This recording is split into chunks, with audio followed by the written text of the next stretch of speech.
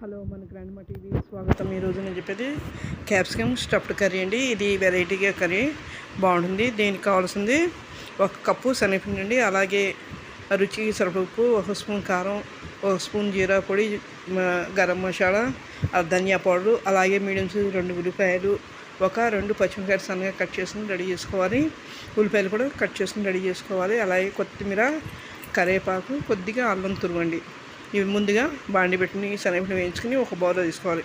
అలాగే మేము ఉల్లిపాయలు అవన్నీ కట్ చేసుకుని ఈ శనగపిండిలో ఒకటి తర్వాత ఒకటి గరం మసాలా, ధనియా పౌడర్, జీరా పౌడర్, రుచికి సరిపడా ఉప్పు, కారం, పచ్చిమిరపకాయలు, అల్లం తురుము, కొత్తిమీర, కరివేపాకు అన్నీ వేసి కలుపుకొని దీన్ని మనం వాటర్ వేసి ముద్దలా కలుపుకొని రెడీ చేసుకోవాలి. తర్వాత వీటిని నేను 1 అరకిలో తీసుకున్నాను. వీటిని 2 వైపులా కట్ చేసుకుని ఈ ముద్దని దాంట్లో పెట్టి రెడీ చేసుకోవాలి.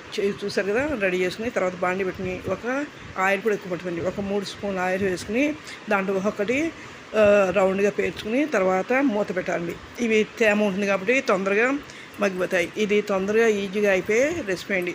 10 నిమిషాల్లో రెడీ అయిపోతుంది. దీన్ని ఇలా మూత పెట్టి ఒకసారి చెక్ చేసుకోవాలి. ఉడకపోతే మళ్ళీ మూత పెట్టుకుని దాన్ని ఒకసారి అడిగి పైకి కలిపి అది కాయలు విరగకుండా నలిగిపోకుండా జాగ్రత్తగా కలుపుకొని మళ్ళీ ఒకసారి మూత పెట్టుకోవాలి. ఎందుకంటే పచ్చిగా ఉంటే కనుక బాగుంది కాబట్టి ఒకసారి మూత పెట్టుకుంటే మగ్గుతాయి.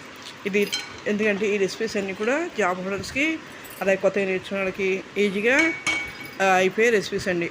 టైం కూడా ఎక్కువ పడుతుంది. 1 పావు గంట ఈ కర్రీ రెడీ అయిపోతుందండి.